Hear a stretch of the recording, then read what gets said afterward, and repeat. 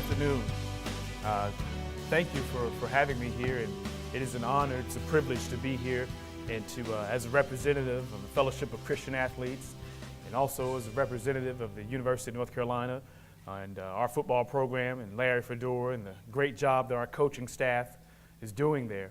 I'm honored to serve alongside Coach Fedora and to serve those coaches there, and to serve not only the coaches and the players and the parents, but to serve you all as well. I'm an extension of you all. I'm an extension of those families, and so a lot of the things and the life lessons that a lot of those players have learned at home, you know, it's my job to continue those things. As Bob indicated, as a chaplain there, it's my job to provide spiritual development, the character development, crisis intervention, one-on-one counseling, and all of everything else that falls in between that.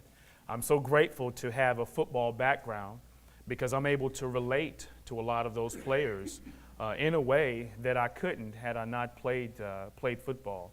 I'm a South Florida product. I grew up a little north of the Miami area, and I can tell you this, man, being from South Florida, you're going to do two things whether you feel like it or not.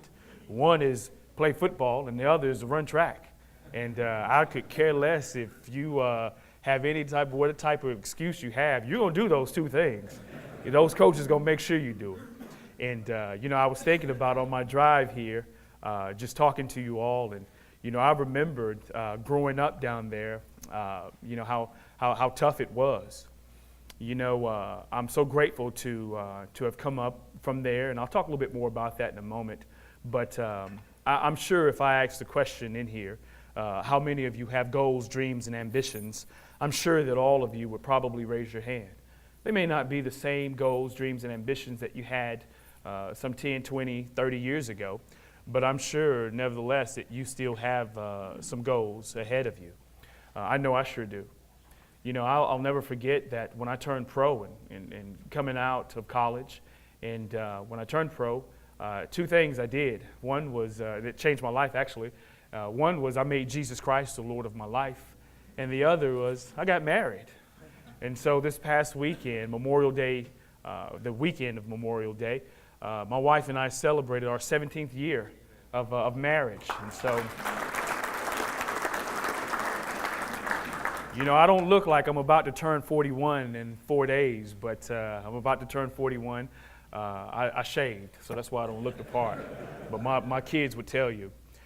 But my family, I love them, and they wanted to come today, but the kids just got out of school, and so they slept in, so they missed their ride. But nevertheless, man, I'm so grateful for my family. But there was a time when, you know, I was so focused on my goals and dreams and ambitions that I neglected some of the most important things for me. And I remember coming out of college and trying to earn that NFL contract like a lot of our guys are doing right now. You know, doing those things, it was hard. It was really difficult. And, you know, I worked out for a lot of different NFL teams, if not all of them. And some liked me, some didn't. Some, you know, you're right, some you're too small or what have you. But I'll never forget that every time I would interview with one of those teams, I was so anxious, I was so nervous because, you know, not only did you have to perform on the field, which lasted about an hour and a half, well, then you had your one-on-one interviews where you had to look them in the eye, you had to talk football, and they had tests for you and things of that nature. Well, I would always hear, Mitch, we'll get back to you. Mitch, we'll get back to you. And so when I would come home every day, my wife would be there. You know, we hadn't been married long, a couple of days, you know, weeks, whatever. And so when I would come home, she would always be there, so nice and so kind. And she would say, you know, babe, how did it go? And I always had to, I don't want to talk about it. I don't want to talk about it. And so she would, every week, every other day when I would work out for those teams. And so one day I came home and, you know, she asked me and I like just, you know, really erupted. I was like, I don't want to talk about it. I'm unsigned right now and I'm looking for a job. And, you know, I don't want to talk about, you know, what's for dinner. And so that next day or two, remember now, I'm a young Christian. And that next day or two, I worked out for an NFL team in Tampa. This team flew down to Tampa to work me out because that's where we were living at that time. And so when the workout was over, of course the interview was over, they said the words that I was so familiar with, and that was, Mitch, we'll get back to you. So I'll never forget this particular day. It's hot outside. I've been at it for the last 3 hours. I'm tired. And I've got my old Gatorade bottle. And I've got that same Gatorade bottle a lot of the kids use today, Matt, and at camps. And, you know, I'm drenching myself. I'm pouring this thing over my head, and I'm so tired. And I'm bent over, and I'll never forget these words as long as I live. And it was this. The Holy Spirit spoke these words to me, and I'll share them with you. He said, Mitch, your quality of life is wrapped up in how you treat your wife. Your quality of life is wrapped up in how you treat your wife. You see, since I was 6, 7, 8 years old, I wanted to play football. And the Lord had been so gracious to me, even though I didn't know him, to allow me to do some great things in high school. And then I went on to college and I did some even greater things. And now I was trying to reach my ultimate goal, dream, and ambition, and that was playing the NFL. And while those things were important to me, they weren't important to the Lord. You see, when I got married, the most important thing to God was the way that I treated my wife. He brought this helpmate alongside of me to cheer me on, to help take care of me, to help with decisions. And here I was so bombarded and blind, if you will, and trying to focus on my own goal, dream, and ambition that I forgot the most important thing, and that was my wife. You see, I learned that day that no matter how talented I was, no matter how fast I could run a 40, which was 4.28, no matter how good I could backpedal, no matter how many interceptions I got, none of that mattered. God had been so kind that he gave me a treasure in my hand. And until I learned to take care of that treasure in my hand, no matter how good I was, he wouldn't release to me the treasure that was in my heart. Until I learned to honor the one in my home, no matter how talented I was, there'll be no honor for me outside the home. And so I tell you, my wife is the most important person to me outside of my relationship with Jesus Christ. But it wasn't always like that. It wasn't always like that. I didn't grow up in a Christian home. I didn't have Christian parents. I didn't know anything about Jesus Christ until after college. I didn't know anything about whether you were Methodist or Baptist or Pentecostal. I didn't know anything. I didn't know anything. Because down there it was hard growing up. It was hard. It was tough.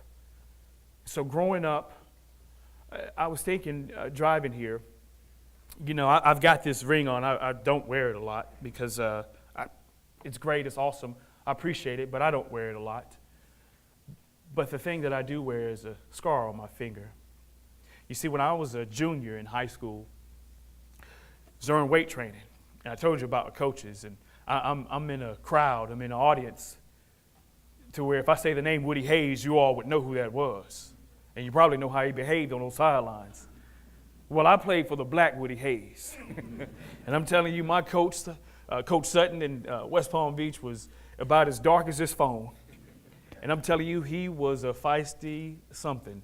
And he was one of the ones where you hated playing for him, but because he was so hard, he was so rough on you. But at the end, you enjoyed the life lessons. Well, Coach Sutton wasn't only the football coach, he was also the track coach. And he wasn't just the track coach and the football coach, he was also the weight training coach. So you could not escape Coach Sutton. You couldn't escape him threatening you, threatening to go upside your head. You couldn't escape any of those things. And so one day we're in weight training. It's during track season. And you all remember the old leg press machine where you sat on one side of it and you pushed and the weight on the other side of it went up. Well, it was one of those machines where the pin was stuck. And half of the weight was up here, and the pin is in here, and half of it was down here. Well, there's a girl on the other side of it, and she's pushing it, and can't get it. Coach Sutton is check and roll. So, me being the good Samaritan that I was, listen, I'll help you. Don't touch anything. Just be still. And I'm pulling this pin, and I'm pulling it, and I can't get it out. And the girl says, "What did you say?" And she let go. And when she let go, that weight came down there, and it took off half of my right ring finger. And when it took it off, of course, at that time, I'm almost in shock. Because of the pain, it was so painful. And when she took it off, my, of course, hand was pinned in. And I'm doing this, and obviously my buddies came, and they pulled me. When they pulled me, it came off. And so it fell on the floor, and they got me, and they looking, and here comes Coach Sutton, like, oh, my God, Mason, what? And so he grabs my arm. Now, this is a coach he didn't want to show any emotion in front of. I mean, he was the type of coach that he would tell anybody who wanted to be in the band or the choir that you can't play football. You're not going to be singing on my field. So get off my field. He was that type of coach. And so anyway, this coach comes and he grabs my arm and he's trying to stop the bleeding. There's blood everywhere. I never seen blood that color. It was purple. Never saw the veins and everything. And I'm kind of looking at this thing like, wow, that's what a finger looks like, huh? Okay. And then here my buddies over there, they picking it up and the other part of my finger, and I'm seeing my nail and all that stuff. And I'm like, man. And everything is in slow-mo because I'm like shutting down. And so he grabs me and he's got my arm, so I'm behind him. And I'm grateful I'm behind him because now tears are running. And I'm like, oh, I don't want Coach to see me crying. So he's like, oh my God, oh my God. So he runs over he's got me behind him, so I'm behind him. And he's dragging me. And he goes over to this file cabinet. And inside this file cabinet is a can of alcohol spray. And he sprays that finger. And when he sprays that finger, man, I don't want to show it him up.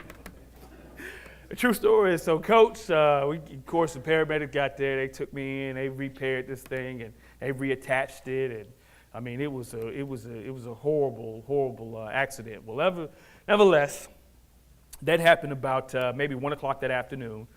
Missed track practice that day. Come back on that Wednesday. Missed the entire school that day because, of course, I've got the splint on. I've got the gauze, all that stuff that's on there. And so when I go, I said, okay, I'll go out to track practice. Is Wednesday afternoon, Wednesday evening. And so as I pull up out there, they're finishing up practice and he's addressing the team. And when I show up, he turns around and he says, Mason, where you been? And I said, Coach, I held my finger up. Now, I didn't give him the middle finger. I may not have been a Christian, but I was respectful. So I held my finger up and he said, listen, Mason, let me tell you something. That's your finger. It has nothing to do with your legs. You see that track out there? And I said, yes, sir. And he took his chair, he turned it around, he sat down, and he said, you see that track? I said, yes, sir. He said, run till I get tired. And I ran 22 laps around that track that day. I finished right before dusk, and actually he called me over. And so I was down, and blood is dripping, and I'm like, man, mama gonna kill me. And so he's, Mason, let me tell you something. We got a track meet in a couple of days, and we're trying to get to state, and we got to have you run. Don't you ever let anything get in your way. And I said, yeah, Coach. I said, I got you. That was a great lesson. Don't let anything get in the way of your dreams and your goals. But you see, what Coach didn't understand was this. Coach he eventually became one of my models, one of my heroes, one of the guys that I looked up to. And what Coach didn't understand was the amount of pain that I felt in my finger didn't match the amount of pain I felt in my heart. You see, when I was at school, it was performance-based love. As long as I was performing, everybody loved me. And at home, even though my father was there was no love for me. Two things my dad used to say he hated. One was getting old, the other was his son. I'm one of three. I'm the youngest child. I've got two older sisters. And anytime you don't grow up with Jesus Christ as your Lord and Savior, and you don't grow up in a Christian home, it is hell. Not to mention that we always lived in poverty. I don't know how many times I've moved before I graduated high school. I probably would say 12 to 15 times. I was always evicted, always without money. And, I tell one of my sisters, I said, man, you remember the time where we didn't have anything one Thanksgiving, and my mother, God bless her, took a slice of bread, took some bologna, took a slice of cheese, and put it in the oven, and that was our Thanksgiving Day meal. We got one slice in the morning, and we got one slice in the evening. And so we grew up, man, and it was very, very tough. So playing football for me was not only just an end-all, be-all. It was my way of escape. It was the way that I could escape from my father beating on my mom all the time. It was a way I could escape from him beating up on me. Loved my sisters, but just hated me, and I couldn't understand why. And so I say that because when I went off to college, man, I was hurt. I was crushed. I didn't know who I was other than just being a football player. And so when I got to college, I was so grateful for the people that were there, but there were men that are like you, that love the Lord, that were very influential mentors to me. They changed my life. They prayed for me. I didn't know what they were. Hey, Mitch, we're going to pray for you. All right, y'all pray I have a good game. That's what you pray for. But they were so genuine. They were so kind. They were so nice. And they changed my life. They sowed those seeds in me that introduced me to Christ. And while all those accolades and accomplishments were great, the greatest thing that they did was they introduced me to Jesus Christ. I didn't know that years later I would become a chaplain. But I share with you all the reason I became a chaplain was to be there for these young men like men were there for me. I say that because it took a while for me to learn to love and to forgive. I hated my father and he hated me. And one day, I'll never forget, I couldn't get past, the hurt. My dad was, he was different. He was different. And I couldn't understand why. Why did he not like me? And anytime that my mom so loved her children, her son. And so my mom, she would always try to family gatherings, get the family around, even when I was married. And every time I would come around my father, man, my entire demeanor would change. Even as a Christian, it would change. It would change, man, because I could not get over that hurt, that period in my life. I just couldn't forgive. I would try to, but I just couldn't. And my wife, God bless her, she didn't know what to do. And as I was growing in my faith, I read a passage, I believe it's over in 2 Chronicles, and maybe chapter 33. And it talked about the life of Manasseh. Manasseh was the son of Hezekiah. And I know you all know these things, but, it's funny how Manasseh was so wicked. He wasn't like his dad. He did a lot of wicked things. Old Jewish sages tell us that he was the one that killed the prophet Isaiah.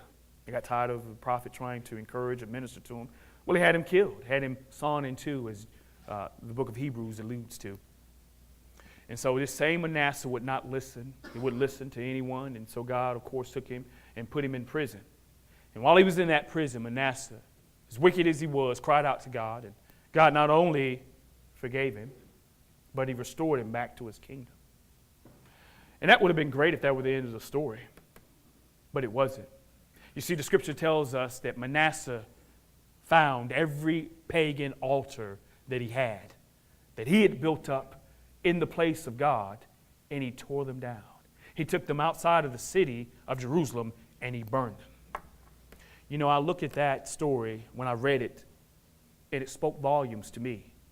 You see, I'd been forgiven for my sins, but I hadn't torn down those altars that I built up. And in my life, there was an altar of hatred to my father. I'm a Christian. I love the Lord. Amen. On Sundays, praise the Lord. Thank you, Lord, for everything you're doing in my life. But I don't want to touch that altar of hatred. It's too painful. But I had to. So I'm in Green Bay, Wisconsin. They have now placed me with the Green Bay Blizzard, their Arena League team, because I'd been out and they want me to get my feet wet again and then come back and get ready for training camp. So while I'm preparing for training camp and I'm playing arena ball, I get a phone call that my mother, that I loved, felt was the only parent really that I had a massive stroke. She didn't have another 12 hours, as the doctor said, to live. You better get down here to Tampa. So I flew down immediately, and when I flew down, man, she was in bad shape. I went in to see her, and of course my father was there, and we didn't say two words. And I remember leaning over her bed, and as I was leaning over her bed, she began to go into convulsions, and they were, oh my gosh, she's having another stroke, and and of course they cleared me out, and it's a bad scene, and I don't know what to do, but I just know that I don't want to see my father. I don't want to be around him because it's his fault my mom is like this. She had to work 2-3 jobs, and he didn't do anything except drink and beat up on her. And so I'm so mad at God. I'm so frustrated. And so now I fly back home, and I think it was maybe a week later, my sister called me and told me that my father had gone to prison. And I said, good for him. That's where he should have been a long time ago. And so now he's off to prison, and I'm that next man up. I'm the only son, and the Lord challenged me to walk away from football and go home to take care of my mother. And man, I kicked against that, guys. I'm just being authentic. I kicked against it. I didn't want to do it, but the Lord said, ask for your release and go home. And so I did that, and they understood. And so I get back to Tampa, and I've got babies and a wife, and I'm there looking after my mom who did live, and she's in a nursing home. And so as she's in that home, and I'm going up there every day, and I'm trying to be there for her. I'm talking to doctors because I'm a power of attorney, and I'm looking after her. And so over a year of doing this, and I'm so bitter at God. I'm so frustrated. I'm so angry because here this goal, dream, and ambition is right here in my hand. And the only thing I had to do was just close it. Close the deal. And now I can't because I'm having to stand in the place of a guy who hates me, I hate, and in my own opinion, caused this. So now I'm frustrated with life. And the only thing I would do as a Christian would go home and I would drink at night. Wait till the family went to sleep and I would just drink because I didn't know how to deal with this anger. Well, over a year later, my father gets out of prison on a technicality. So he gets out of prison, and just so happened that one day I'm driving up to this nursing home. I got my old jeans and old boots on because I'm designing and building swimming pools and spas. Had to have a job, wasn't playing football, so that's what I was doing. So I'm doing this, and I walk up, just so happened one day, and I'm getting out of the truck. And when I get out of the truck, I see this guy looks similar to me, but he's older. I see this guy with this black trash bag, and he's coming up there, and he's walking. I see him, I say, oh, man, here we go. And all these emotions are rising, and he walks up, and we're standing outside this nursing home facility in Tampa.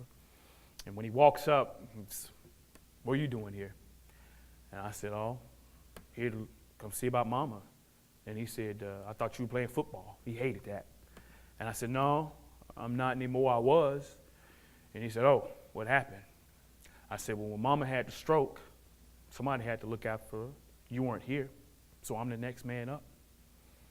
And he stopped. And he still got this trash bag. And he said, you mean to tell me that you walked away from football to help take care of your mama? And I said, let me tell you something. And for the life of me, as God is my witness, I don't know what made me say this. But I was so indignant, and I turned to him and I said, you know something, man? If that were you in there, I would do the same thing. My father dropped that trash bag, and when he dropped it, man, we used to square off all the time. And so, of course, all these old 10, 12, 13, 14, so I square up. I'm thinking and he turned, and he says,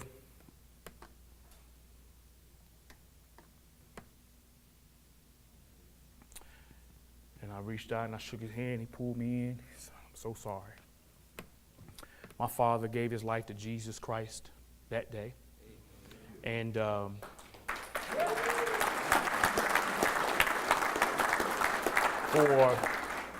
for the next 3 years, he and I were best friends until the day that I had to bury him.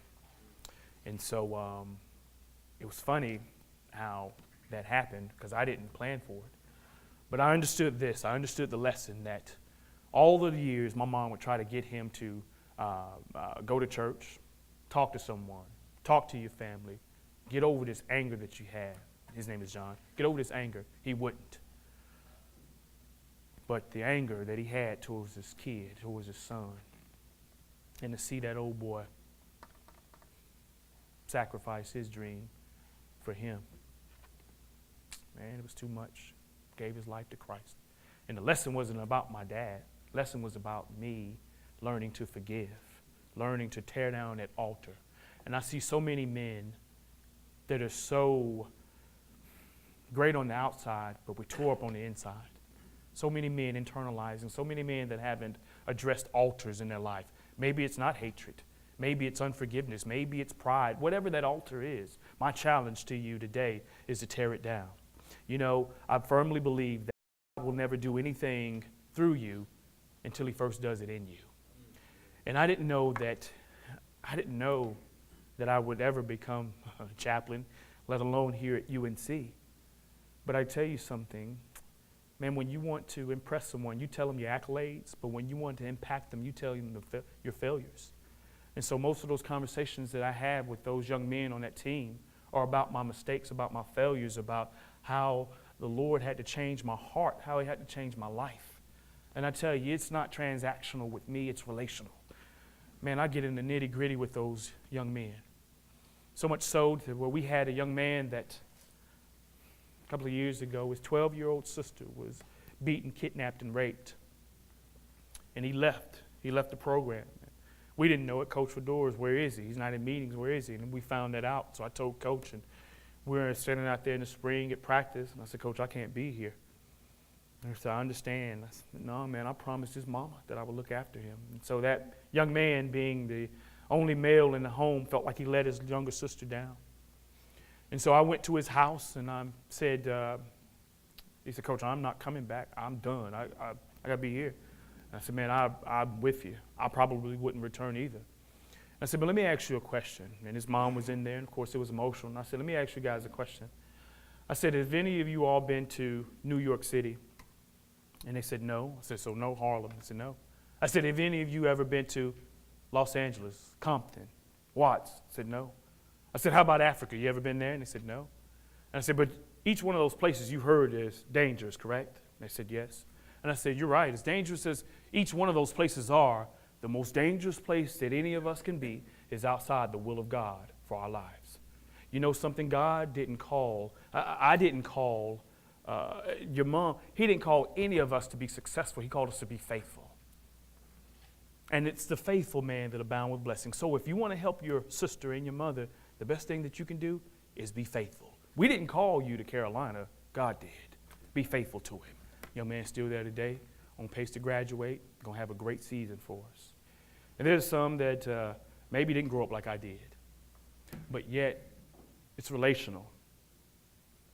Coach, I don't like it here anymore. I've got a problem with our head coach. I got a problem with my position coach, man. They don't get me the ball enough. They don't do this for me. They don't do that for me. I said, oh, I hear you, man. I hear you. You're dynamic, man. You're special. You need to, yeah, coach, I am. Man, you get it, man. Won't you talk to them? I said, you know what, man, I'll talk to them after you talk to them. Well, I ain't got nothing to say, man. I'm ready to leave. I said, okay, I got you. I said, let me remind you of something, son. I said, you don't have a coaching problem. You don't have a teammate problem. You got an attitude problem. It stinks, and I want you to get out of my office. So I took the can of Lysol and I sprayed it while he was in there. I said, get out of my office, man. And he said, Coach, what you talking about, man? I said, let me tell you something, man. You got an attitude problem. And your attitude while you're in the wilderness determines how long you stay there. You're in this wilderness, man. And the only way you're going to get out is to fix it and to fix your attitude. So this is what I want you to do. Go upstairs, apologize, and apologize to your teammates. And you know something, man? He did that. He truly did. And you know what? That old boy, next game, took back not one but 2 punt returns for touchdowns. And it's a picture that we have, and we're hugging. And we're hugging, and he's got me, and he's repeating, Coach, Coach, your attitude while you're in the wilderness determines how long you stay there. I said, you got it now. And that young man just a couple of weeks ago said, Pastor Mitch, could you do my premarital wedding counseling? Me and my girlfriend, could you do our wedding? I said, oh, absolutely, man, I got you. I got you. The relationships that you build as chaplain are lifelong, but you build them by being relational, by being authentic, by being real. And so, guys, today I want to thank you for allowing me to come and speak and come to share with you all a little bit about me and a little bit about what I do. I'm so grateful to serve. I am saved to serve, and it is an honor to serve not only that university and the Fellowship of Christian Athletes, but also each one of you all that have helped pave the way for the life lessons that I am still imparting. Thank you so much, and God bless you.